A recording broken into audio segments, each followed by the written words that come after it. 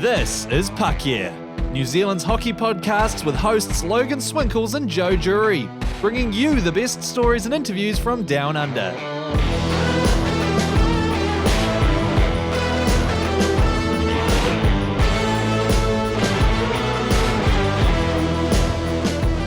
Hey everyone, welcome to Puck Yeah. This is episode 68, the Jaromir Jagr episode. And funnily enough, Jagr and his mullet was one of the first things that actually got me into hockey back in the mid-90s. I am, of course, your host, Logan Swinkles. Not joining me today is Joe because the Australian T20 tour of New Zealand is currently underway. So he's busy looking after our mates at the ACC and all the hilarity that ensues with that. But thank you for tuning in. And if you're new to the podcast, we like to share stories from the world of ice hockey down under. And this week is no exception because our special guest is Martin Lee. This guy is the ultimate definition of a great New Zealander. He had an incredible playing career across the New Zealand Ice Blacks, under 20s and under 18s. Plus the NZIHL with the Botany Swarm and Canterbury Red Devils, winning 3 NZIHL titles across both teams, and even the elusive IIHF gold medal that New Zealand's best players strive to win. Now, not only is he a fantastic hockey player to watch, he's also a great coach as well, running his own program out of Montreal for the past few years. So make sure you go follow him on Instagram at ML Hockey Development. He shares a lot of really cool stuff like different drills that can really help improve your play if you're a player yourself. But before we get into it, if you haven't already, please make sure you subscribe to the podcast on Spotify, Apple Podcasts, or wherever else you listen to your pods. And we also have a YouTube channel for our interviews and game highlights. Plus, we're on Facebook, although that's a bit of a dirty word around here at the moment, Instagram and Twitter. Just search PuckYeahNZ and you'll find us. But anyway, that's enough housekeeping. Here is our interview with Martin Lee. Enjoy. All right, joining Puck here now is Martin Lee, all the way from Montreal, Quebec. Of course, that is in Canada. Martin, we appreciate you taking the time to hang out with us here. How are things holding up for you in Canada? Are you guys still in lockdown where you are? Yeah, we are. Actually, first of all, thanks for having me on the show. Really appreciate it. Finally, I can get on. Yeah, we're still in lockdown for, I don't know, maybe in the next 2 or 3 weeks. We actually have a curfew at the moment too, so we can't leave our house from 8 p.m. till 5 a.m. unless you're a frontline worker or an emergency, which seems to be doing well. Not a lot of people liked it, not a lot of Quebecers liked it, but the numbers are looking good. So we're hopeful that if the numbers stay low in the next couple of weeks, we'll be able to have a bit more freedom and get out there and start living life again. Yeah, I mean, we talk about this on the podcast a bit, just how lucky New Zealand is, and Australia as well. Like where I am based at the moment in Sydney, we haven't had any community cases for, I think we're over 30 days now. We're well past that. Nice. So, I mean, I still feel a strong connection to Canada from my time living in Toronto. And so I see the news and stuff, and I really feel for you guys. So I hope it does keep improving, and then you guys can go back to the way things were in some regard, whatever that might be. But before we get into any hockey chat, there's something we got to clear up, and I think you already know this is coming. We had a question submitted to us, both by Andy Hay and Rick Parry, teammates of yours in the Ice Blacks. Set the record straight here, Martin. How do you eat an avocado? I eat avocado very different, I guess, to what a lot of people do. Instead of I guess normal people will just cut it open and then just eat the whole thing and like both halves. I don't know. I like to cut it, I guess you could say lengthwise along all the way around. And then I'll scoop out one side, and then usually I'll save the other side. I've been doing that for a while with the avocado because me and my partner, we both, she likes to have avocado in the mornings, and I like to as well. So we were like, instead of going through like 2 a day, we'll just go through half a day, kind of like just to cut down on avocado consumption. And so I was kind of just used to doing that. And then, so the story is we're in Colorado, and we're at training camp, and we asked for avocados in our room because I like to have them with my eggs in the morning before we jump on the ice to skate. Yeah, that's a And solid breakfast. yeah, avocado eggs with a bit of toast, and I cut it like I normally did. I put the other half back in the fridge with the seed in it, not even knowing like if anything was gonna be a problem with.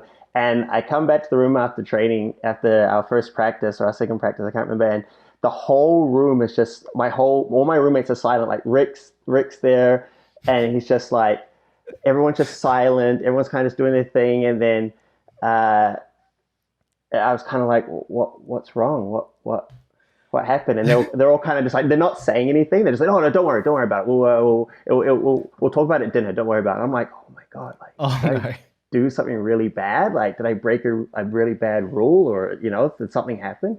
And no one's really saying anything. And then we get to dinner, and they're handing out the fines, like like our fine system we had if you've done anything stupid or said anything dumb or just anything that was worth a fine. And they call up my name and they say, Marty's on trial for the way he cuts an avocado. And they kind of went through how I did it, and everyone at dinner was like, like they were so shocked, like I shot someone, They were like, oh my god, I can't believe you did that. Why would you do it like that? Oh my god, you animal! And then they gave me a chance to like for trial. They gave me a chance to explain myself. I explained why I did it and how it's just a habit now, and then. And actually, I won the case. Actually, I make a good lawyer, I guess. I won the case. I didn't get fined.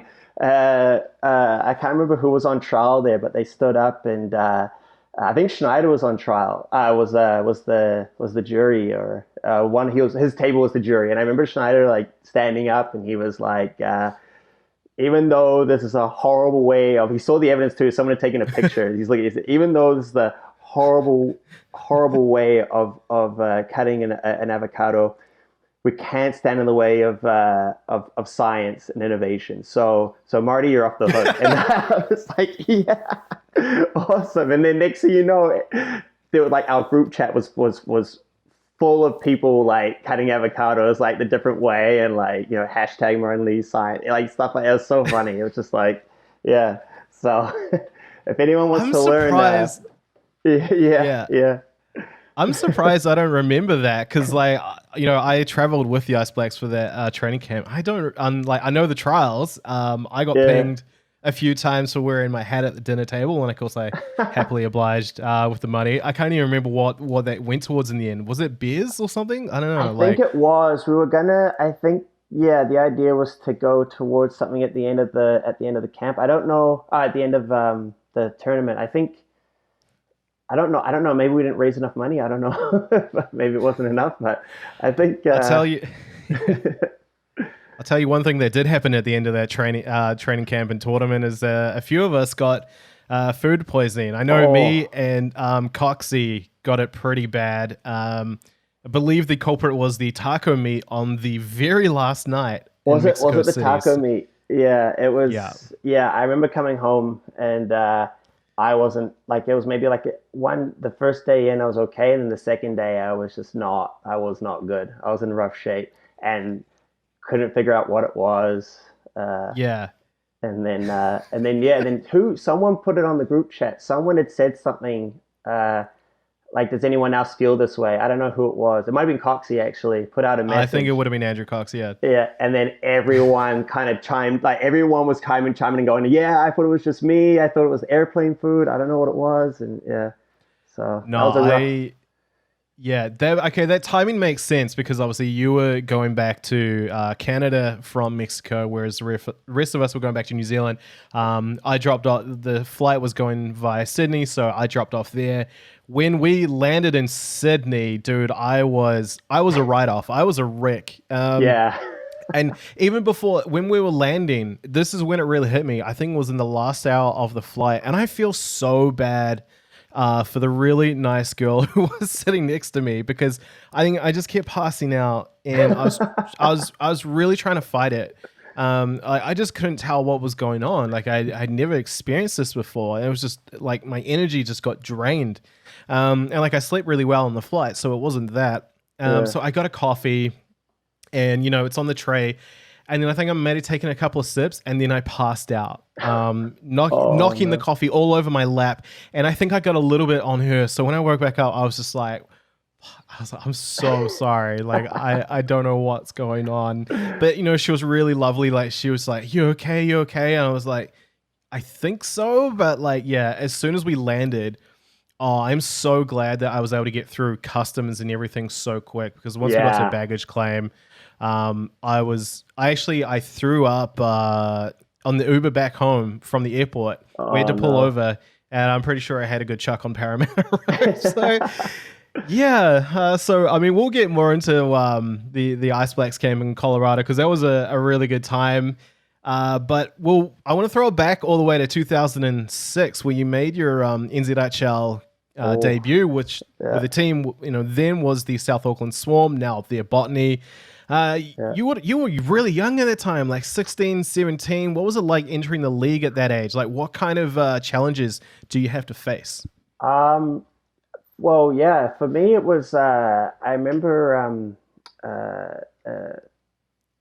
Anatoly at the time. I played for Anatoly when I was in the junior program there for like Auckland, and they did this thing where like, we're going to bring in a couple of you young guys, like from all the different regions, to kind of get some young blood into the league. And he asked me and a couple of guys, would you be willing to go for it? And I was like, yeah, absolutely. I'm down. I'm so down. I wanted to play for in the NZIHL for so long, and I wanted to play for the Botany Swarm for so long. I was practicing with them at the time, and and I was waiting for my shot and finally got it. But yeah, it was a big jump for sure, because you're a 15, 16-year-old kid, and you're playing against like 20-year-olds, 30-year-olds, like grown men, and you're just like, oh my God, you're definitely shoulder checking when you're going into the corners, that's for sure. But it was a fun experience. That first year, my rookie year, was a fun experience,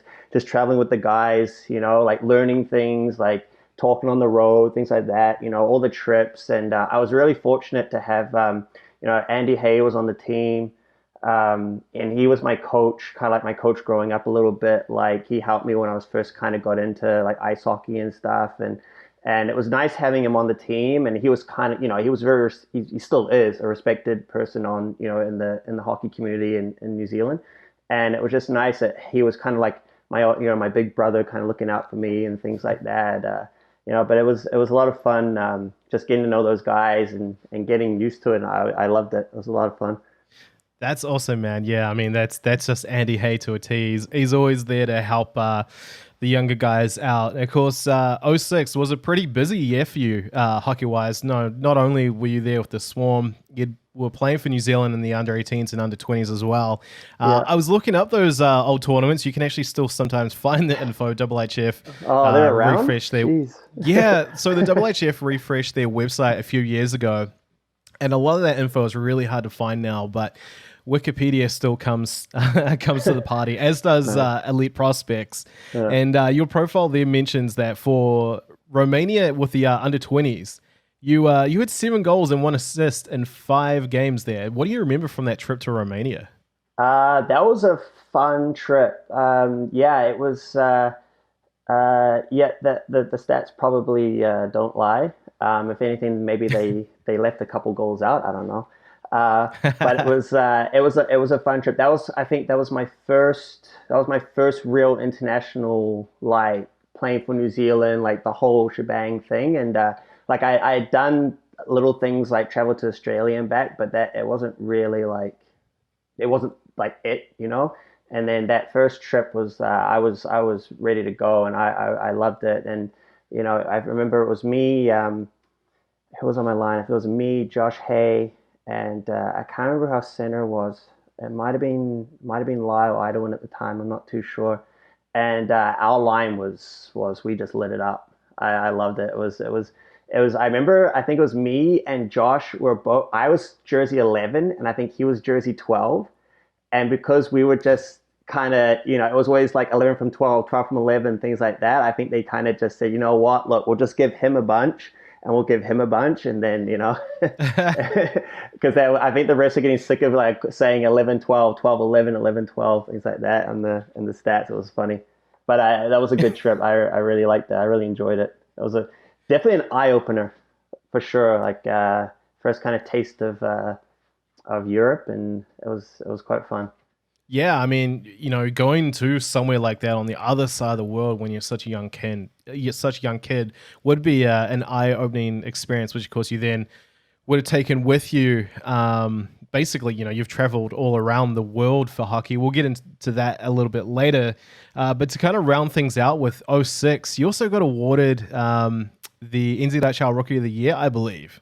Yes, I did. I can't remember who I was competing against, but my first year in, I did quite well, and I raised a couple eyebrows. I think seeing the young talent come in, I think they're expecting it to be quite hard for us young guys to kind of get our legs under us. But again, like with the coaching and everything, it was really good, and I managed to score my way into the finals for the Rookie of the Year, and then I finally took it. That was quite fun. Yeah, I think you're part of a crop. I mean, now the current crop of Ice Blacks, or back then coming into the league and making a name for yourself. And then, of course, the following season, you won your first NZIHL championship with the Botany Swarm. So I know the question that came in from a couple of people as well was, what was that moment like lifting up the cup for the first time? And I mean, what I really want to know is, what did you drink out of it? It was amazing, and that was a really good squad we had that year. I think we had a long winning streak too. I can't remember the exact numbers, but we did really well that year. It was kind of like our season to lose, I guess, because we were actually doing quite well. And just when we got to the finals and we won, it was just an amazing feeling. And then be able to lift that thing up was a really amazing thing. I really like enjoyed it. And I don't quite remember what I drank out of it. I know there's a lot of stuff being thrown into that cup, but I don't quite remember. It was everything after that night was a little hazy. So, but it was fun though. It was fun. Yeah, a lot of stories I heard. But so I just quickly brought up that season 07. So Botany, you guys were 8-1-1, 45 goals, 4 and 28 against. So very, very strong year. Yeah. Like you said, very, very solid crew. I also looked up the score sheet from that 07 final between the Swarm and the Canterbury Red Devils. You scored 2 goals yourself, first one being on the power play. With that final score being 7-0 to Botany, what might be the story of that game, though, I think, is the penalty count. I saw 46 penalty minutes against Canterbury to Botany's 30. Now, this game it predates live streaming, so this might be more going off memory. So can you run us through, like, as best you can, what happened in that final? That game, I remember that game being really not out of hand, but kind of, it was, we knew it was going to be a tough game because at the time it was Botany Swarm was strong, but also the Red Devils were pretty strong. And, a lot of players at that time on the Red Devils squad were, New Zealand players, like Team New Zealand players. And, I think Hayden was there. Hayden Argyle was still playing for the Red Devils, I think, at that time. And there was a couple other guys there. I can't quite remember now, but and whenever Botany because we had played each other already a couple of times, right, for the season, and whenever Botany played Canterbury, it was always a tough game. It was always a lot of hits, a lot of, couple little knocks after the whistle, things like that. And I remember like that final was just obviously because it's the final, right? You want to win, and it was no holds bar. It was whatever I could do to help my team. If it was, guys were trying to crush bones or crush bones, it got very choppy. So it would have been a good game to stream, that's for sure. Would have been a great game to stream. Absolutely. Yeah. Absolutely. Funnily enough, okay, I just looked up that roster from that final for the Red Devils. Hayden Argyle had 14 penalty minutes. Yes. Captain Hamish Lewis also had 14. Oh, jeez. And speaking of the live streams, I mean, he's a great commentator, so that Yeah. would have been hilarious. Yeah, I mean, I know what you mean. Those kind of games are the games that I think a lot of Kiwi fans that love hockey are really into, which makes the NZIHL such a fun league to watch at times. Now, of course, in total, you've won 3 NZIHL titles. The second with Botany was in 2011. Yeah. A part of that awesome run, the Swarm was so strong during that era. And then the third being with Canterbury, actually, in 2013 during their three-peat run of championships. So Yes. what inspired that shift for you to go from the Swarm to the Red Devils for a season? Surprisingly enough, schooling, actually. So I was in Canada at the time. I was in Montreal, and I was kind of finishing up my coaching year there, and I needed to I wanted to go back to school and get a teaching degree. It was going to help me in my career path and working with schools and stuff over here. And my mother was a teacher as well, so she was always pushing it on me. I know she's gonna, when she hears it, she's gonna say, "Yep, yep." Hey, it worked out, mate. It worked out. Yeah. Auckland, I think, didn't quite have what I needed, or was going to be too long, I think, to do the program. And then University of Canterbury had a 1-year all-intensive secondary teaching certificate to get. So it was perfect. And so I applied, got accepted. And then I reached out to Anatoly and said I was coming back in town. And he said, okay. He said, why are you contacting me? And I said, because I want to come. Because I'm imagining that. Yeah, I'm like, I'm gonna come play. I want to come play hockey in Christchurch. I want to be a Red Devil, and he was kind of like, he was excited, obviously, because I've known Anatoly for a long time, and he likes the way I play. I like the way he coaches, yeah, he was like, yep, yeah, you're if you want to play, you're obviously more than welcome to come join. And yeah, we went down. I went to all the training camps and everything like that, and everything clicked. The boys liked me. We all got along. So yeah, and then it just happened. And honestly, it was a fun time. It was a great season, And again, another great squad. We had a really good year that year. I think I don't know the exact numbers. I think you'll know them better. Let's just say the Red Devils during that 3-year period.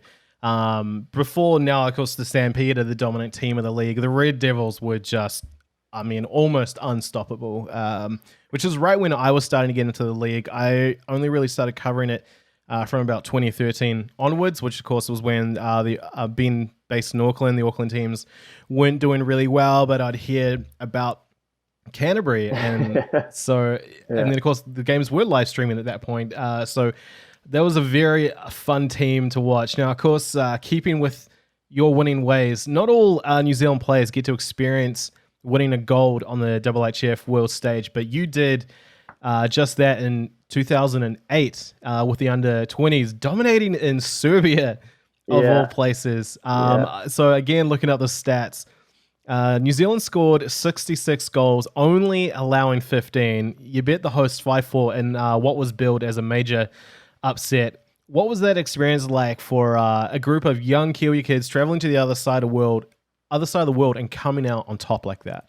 It was an amazing feeling. I still think about that tournament, and it was one of our best tournaments, obviously, as it shows, because we got the gold medal. But it was again, a great group of guys, just the right timing. We had our veterans were still good. They still had a lot of hockey left in them. Our rookies were just as good. It was just, and everything clicked, everything gelled, and it was so satisfying not only to win gold for U20, but to do it and to do it against the Australians.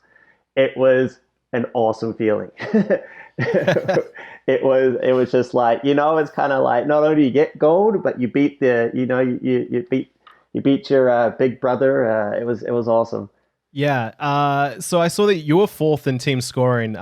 There's some names are going to rattle off here are going to be very familiar to Puck Here listeners. You were fourth with behind Dale Harrett. He had 7 goals and 11 assists. Dale.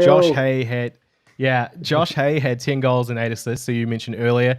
And get this, Chris Eden, a whopping 16 goals and 12 assists. So what made this particular under-20 team so good offensively, do you think? I think because we had a lot of depth. I think I think we ran 3 and a half or 4 lines, and every line just had a lot to bring offensively.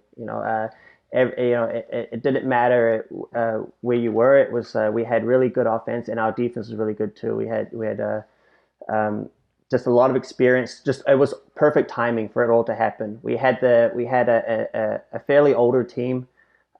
We had a lot of depth. We had a lot of just everything was good. Everything was good. It was perfect timing. So now fast forward to 2018-19. You got the call up to return to the Ice Blacks, traveling to Mexico City for that Division 2B World Champs. Of course, the aim is always to win gold, especially after finishing second in Spain the previous year. You've talked about the strong relationship you have with Anatoly Korosov, who is the Ice Blacks head coach now. How did that call up come about with you being in Montreal? Did you ever think, that you'd get another chance to put on the black jersey when you are based overseas these days? Yeah. Well, I at the time, not really. I actually got the call up a year before. Well, I got invited to if I wanted to go for training camp and stuff like that from Anatoly, and it just didn't work out. The timing was off, so I couldn't go. I think I can't remember what the tournament was going to be, but it just wasn't going to happen. I had too much going on here. My daughter just got born, and I couldn't really leave. Then the year later, Anatoly reached out and said, the offer's still there if you wanna join. And I said, are you serious? He goes, yeah. He said, if you wanna be a part of it, you can. And I sat down, spoke to the wife for a little bit, and said, can I get the green light to go? Can I? And she wasn't too happy about it because of the time that we were going to be away. But then she came around, and then I came back to Anatoly. I said, I'm down. I'm down. Whatever you need me to do, I'm down. He said, okay. And in typical Anatoly fashion, he said, here's the workout plan. Here's the dates of training camp. Be there by then. Get in shape. We'll see you then. And then I was still skating, like I still am. So I between doing instruction and I was also still playing. Nothing crazy, but I was playing in a league over here. So I was still fairly in shape, and I just hit that treadmill pretty hard. Next thing you know, I was on a plane to Colorado to meet up with the boys. Yeah, so training camp there in Vail had some pretty bruising games against the Vail Yeti to end that 10-day training camp. How were you feeling after all that heading to the tournament in Mexico? I felt good actually. They were the Yeti boys there. They played hard, and it was good. It was good practice games. It was really, really good. It was a lot of hits, a lot of scrums after the whistle, things like that. But it was great, and a lot of those boys were skilled too, right? A lot of them had ex-pro careers or played NCAA hockey, at good schools, good hockey programs. So it was the perfect mix to play against before heading over there, and obviously playing in that high altitude arena was pretty hard too. I remember our first game. We were playing, and I remember the first shift playing against the Yeti guys in that arena and that altitude. And I remember the first shift. I remember coming off, and I was just like, it was so hard to breathe. I couldn't believe it. And like everyone's just looking, and everyone's kind of like, we're all kind of looking at each other like, oh my god, is this really what it's going to be like? Oh my god, And I remember the Anatoly kind of just looking at us like I told you, it's good. You know, this is what you had, this is what you got to prepare for when we're in Mexico, and yeah. So no, it was great. It was a great series. I think it was 3 games we played against them. Yeah, there's three games against Vail Yeti, and then And then we the had Ice Blacks another. also traveled to Aspen as well for a game against the Aspen Leafs. Yeah, yeah. That Yeah. was that was a great game. Which it kind of threw me off because I think when Graham was like, "Oh yeah, we're gonna play the Leafs," I was like, "The Maple Leafs?" Oh my God, imagine. I know, because I know in the past, I think New Zealand teams. I think there was one New Zealand team that had a camp in Calgary and played like Flames alumni. So I was like, it's not out of the realm of possibility, but I'm like, we're also very far from Ontario. So, yeah. So for those that don't know, the reason behind that training camp being in Vail, Colorado is because the altitude in Mexico City is so high where the arena is. So Vail was kind of like, I think, the closest in altitude that, the Federation could find for training camp in the area. Of course, then flying down to Mexico, played some pretty tough games. Against eventual winners, Israel, losing 5-3 to them. Yeah. And then silver medalists, Iceland, losing 4-2, which was another really tough game. So that was your first IIHF World Champs since 2012, I believe, when New Zealand was actually relegated from 2A. So how far do you think the standard of play has come between for the nations involved? I think it's come a long way. Yeah, it's there, like the skill level now is just going crazy. You got guys now, right, that even though they're not from strong hockey countries or strong hockey programs, they're still able to put the training in and do whatever they can to get better, and it shows. The younger kids are coming now. They're faster. They're able to work their hands more. They got better shots. They're smarter. So it's come a long way. I find the skill level. The game's gotten a lot faster, especially at that level, and it's great to see. It's amazing to see. I love it. It feels like there's a bit of unfinished business there for this current crop of Ice Blacks. The next tournament was slated to be in Iceland, been cancelled twice now due to the pandemic. But if it's deemed safe to play and a tournament does go ahead in 2022, would you be gunning to be a part of that squad, or was this kind of it for you? The way I kind of see everything is like I've always wanted to play till I can't play anymore, and that's just the way I am, and that's the way I'll always be. That's why I still play while I'm here and anything like that. And I think I would love to be a part of that team if it came to be, but obviously that's up to the coaches and the management or whatever they're going to do. But I would say like I'm with the boys that we have a little bit of unfinished business, and I'd love to get back in there and kind of see if we can set things straight and get that win right before maybe I call it quits. But I don't know. It's a long time now till I think that's going to happen. But yeah, I know. Oh, it's such a shame, man, because it's such an awesome group of players as well. I'd hate to see it go that way. I mean, nothing in anyone's control, obviously, with the pandemic, but it's a bit of a shame. But moving on now to the coaching side of things here.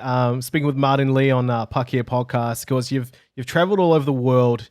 You've done training as well for your coaching. Now you're all settled in Canada, and you've got the Martin Lee Hockey Development Program running in Montreal. So how did that all come about? And like, when did you catch that bug for coaching? I caught the bug for coaching, I guess, when I was kind of still playing. I was always interested in helping youth development, no matter where I was playing. Like when I was playing in the UK, I would try to help out with coaching with our minor program while I was there for the bigger teams.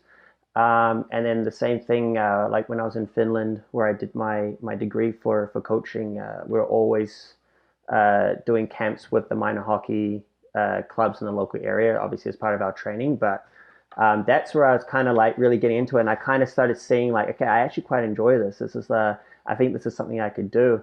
But obviously I put it on the back burner for so long because I was still playing. And then finally when I decided to call it quits as a career, I went into coaching, and then I moved back here to Montreal to put down roots, and I got involved with a local school in the area where I live, and it just kind of went off from there. Just coaching the season day in and day out, and then after that, kind of seeing everyone kind of started seeing a buzz. They were kind of like liking what I was doing, and liked my ideas, and then next thing you know, I'm doing private sessions and small team sessions, and then I remember a parent kind of asking me like, "Oh, what's your what's your company? Who do you work for? What do you do?" And I said, "I don't really have one right now." And then that's kind of where it started. I kind of said, "Okay, if I'm going to do this, then I'll do it right." And I started ML hockey and modern league hockey, ML hockey development, and it's been about four years now, I think, 4 or 5 years, and it's still going strong. So yeah, love That's every day awesome, of it. man. Yeah. While we're speaking of life in Quebec, how's your French? Oh, it's garbage. It's not good. It's funny because when I was playing in Sweden, I was actually practicing my French so that when I came back, I'd be able to have a bit more grip of the language. And then I was actually getting pretty good, and I was always FaceTiming my girlfriend, and she was saying, "Yeah, you're coming along pretty well, like with the words." Like I said, "Oh, my slang stuff, my French slang was not that good, which is Quebec is really good. They're more of a slang French than the French. But it was getting really good. And then when I came back, I was like, oh, you know what? I don't need to study as hard because it's just going to come natural to me now. And it never did. It never did. So yeah, no, I gotta get back on the French train. So I love Montreal, man. We Sarah and I went once while we were living in Toronto. It's just such an amazing city. So if anyone ever does get the chance to go there, I highly recommend it. Now with your school, if you were a player that was to go through your program, what are some of the things that they can expect? So if you're I like to call them I call them students. So if you're an ML hockey student, we're very it's a lot of field-based learning. We like to put our players in a lot of game situations. We like to teach them the skill first, whether it be anything to do with shooting, skating, passing, things like that. And we throw them to a lot of game situation stuff. So I'm a very big believer that if you're going to do a skill or learn something, you need to apply it in the game. So I try to get my students to kind of get the bigger picture here, okay, we've learned the skill or whatever it is we're focusing on. Okay, what situations can we learn it? Why do we want it? Why are we learning it? Where are we going to apply it? And how do we apply it in these different situations? And I'll work with kids from novice all the way to pro, and it's the same sort of thing. We'll slowly focus on things, and then we just build it up, and then add more things to it as we go. One thing I'm really curious of is, do you have any success stories from the years of running ML hockey that you're proud of with your work? Yeah, I do actually. I have a couple guys now that I've coached them since they were probably in their bantam age. So bantam is your 12 and 13-year-olds, well, 12 to 14-year-olds, depending on birth years and stuff like that. And they've stuck with me since then, and a lot of them now have gone to go play in the States for prep schools and things like that. And they've reached out to me after, while they're playing, and they've said, you're Marty, you're doing your sessions and your trainings has really helped me a lot, and where I'm going and where I'm and how I've gotten there and done well, and I love it. It's great to hear. And I have a guy. I'm going to give him a shout out. David Chevrier. You can look him up. I've known Chev for a while, and he's kind of been like he's been part of ML hockey for a couple of years now, and he was playing at Nichols College in the States, and now he's playing his first year pro over in France, and he's yeah. So that was quite an amazing thing for me and my program, was to see that happen. And his teammate there too, Vinny Crivello, he's been with ML Hockey as well, and he's also playing in France as well. So it was great to see those two boys kind of, you know, even though their college career is done, they're able to continue on and now start their journey in pro hockey, and see how that and see where that takes them. Yeah, man, that's really cool to hear that, you know, things like that are happening. You know, products from your school are going out there and having careers in hockey, which is, you know, great to see. I got one last question for you. Of course, you know, you've made roots there in Montreal, Canada. Could you ever see yourself, I guess, coming back to New Zealand in the future? I guess probably more in like a coaching kind of role. Either, I mean, I suppose you probably could even do it from, I'm trying to think, you know, you probably could do stuff from Canada as well. But have you ever thought about, you know, getting involved with developing like the next generation of talent here? Yes, I have. At right now, I'm kind of getting to a point where I can probably maybe reach out and see if I can make that happen. At first, it was hard because I needed to build my brand here and kind of establish my roots here and things like that in Canada. But now, with everything kind of, you know, ML hockey is kind of solidifying a little bit here. I'm really keen on branching back out to New Zealand, and I'd love to give back to, you know, a country and that's given so much to me and helped me along with my path and where I've gotten to today. So I'm really interested in that, and hopefully in the next couple of years I'll be able to make that happen. Obviously, the wife wants to move back to New Zealand as much as possible. She loves it there. Yeah, we try to go back there at least once a year and visit my family there, and she loves it. She always wants to move back there. But yeah, no, I could definitely see myself in the future helping out New Zealand hockey program, or just being a part of it in general in the development stage. Nice, Martin. Again, really appreciate your time hanging out with us on Puck Yeah podcast, and everything that you're doing with ML hockey, and of course, you know, still with the Ice Blacks, and whatever it is, man, I just hope for the best, and can't wait to see you again. Awesome. Thanks for having me.